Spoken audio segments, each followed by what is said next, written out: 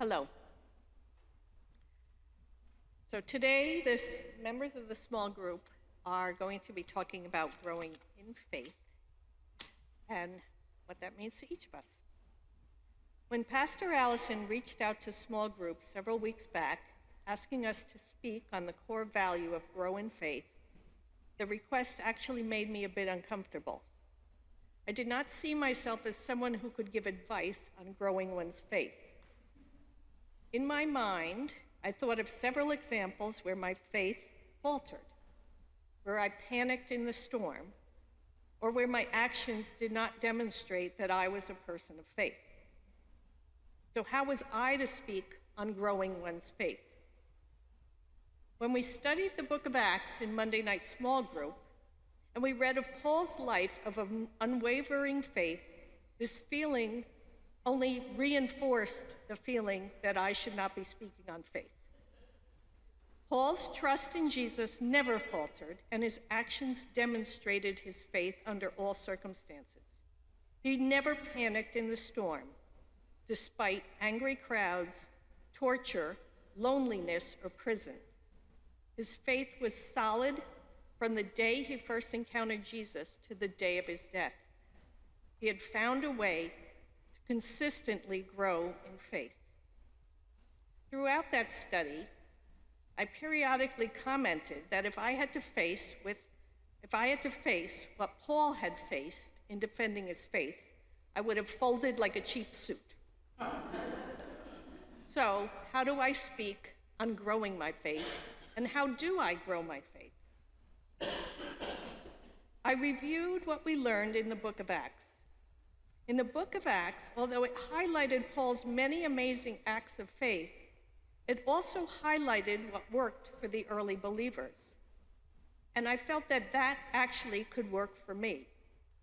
In the very early days of the church, just after Pentecost, we read in the book of Acts that believers devoted themselves to the apostles' teaching on Jesus, to the community of believers, to their shared meals, and to their prayers. Every day they met together in the temple and ate in their homes.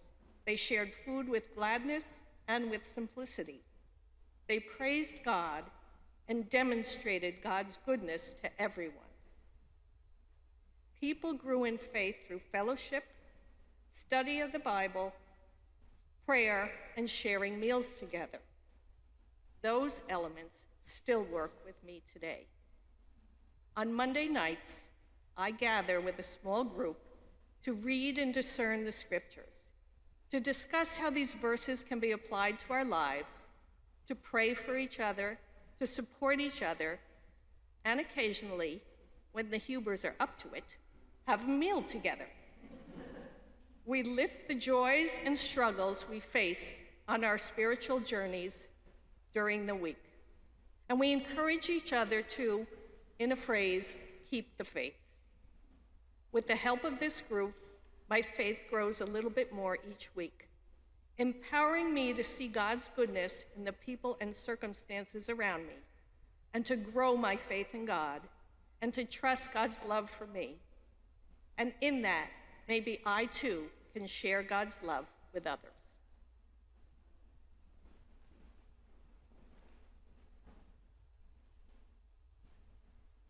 Good morning, everyone. I'm glad to see so many of you here today in the sanctuary and joining us online.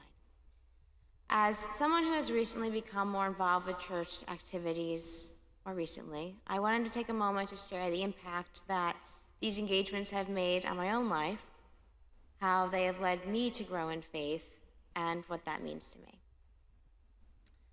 I spent many of my college and postgraduate years studying psychology and education. Fascinated by the field specifically of cognition, learning, and development, I was ever curious about understanding how the mind works and shapes who we are. In my studies, I learned that there is no one way to learn. In fact, there are a myriad of ways in which we can grow and develop our knowledge. We can learn by reading or by listening. We can learn through observation, watching others, and following instructions. And we can also learn through our own experiences. Some might even prefer a more hands-on approach to learning and learn by doing or creating, letting their physical actions stimulate their mental capacities. And then, of course, we can learn through others, through their example or their own experiences, the stories that they share with us, and the knowledge that they can impart. So when I reflect on the times that I have joined Monday Night Small Group this past year, I'm reminded of the growth that can be prompted by learning through and with others. Most evenings, we find ourselves revisiting the scripture of the past Sunday with closer introspection. We not only do our best to extrapolate a deeper understanding of the biblical text, but we also connect these ideas and themes to our own experiences and our own perceptions of the current and historical times. We strive to glean insights from the scripture that can enhance our understanding of the world and God's intentions for it. Together, we share our own perspectives, exchange ideas, and aim to grow together in faith. For as we heard in today's reading, we can only grow in faith once we are truly rooted in faith. Pastor Allison often reminds us to plant and sow seeds of grace, love, and joy. And I firmly believe that this solid foundation is that which we can grow in faith. It's from this solid foundation from which we can grow as individuals and together as a community. It's that connection that grounds us, that gives us that sustenance and the roots to flourish and bloom ourselves. That is not to say, of course, that we do not have our own fair share of pruning and tending to handle as we go through our lives. But there is, in this term, grow in faith, there's this indication in the phrase itself that there is continuity to this value. Only through the continual, ongoing, and supportive care and deliberate action towards this value can we ever truly grow in our faith.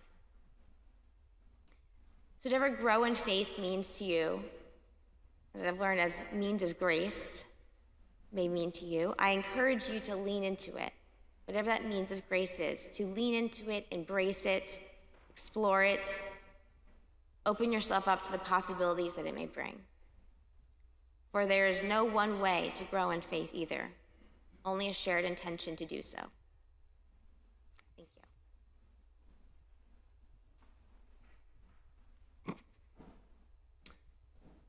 When I saw this value, grow in faith, and thought about what it meant to me, it struck me there are actually two ways to look at it.